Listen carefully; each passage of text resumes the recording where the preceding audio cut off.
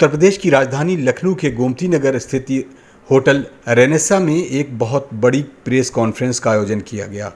इस press conference को संबोधित करते हुए दक्षिण सूडान के उपराष्ट्रपति प्रोफेसर जनरल जेम्स वानी इग्गा, दक्षिण सूडान के कानून मंत्री मार्टिनसन मैथ्यू, वहां के सांसद आलोक कोर्डेट और हिंदुस्तान से दक्षिण सूडान के डेवलपमेंट कंसल्टेंट प्रोफेसर रिपुराजन सिन्हा व सैयद मेराज हैदर मौजूद थे।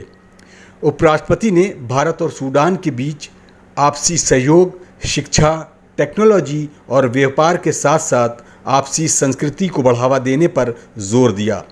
अपने वक्तव्य में उपराष्ट्रपति ने भारत को सूडान का पुराना मित्र व शुभचिंतक बताया।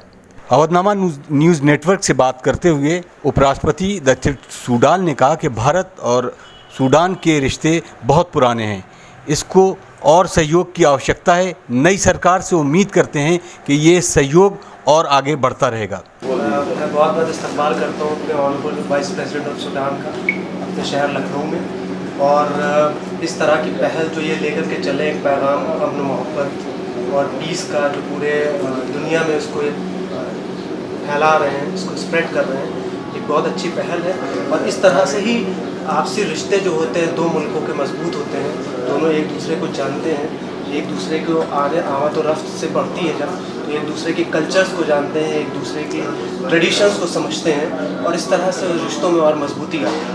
सो once again I welcome honourable vice president of Sudan in our city of Lucknow. Conflict that actually cost us 5 years. With this peace agreement, South Sudan is now embarking on the road to the development and service delivery. Our approach towards sustaining peace is through development. Besides the oil, South Sudan is blessed with vast untapped metallic minerals, including gold, diamond, uranium, iron ore, and so on.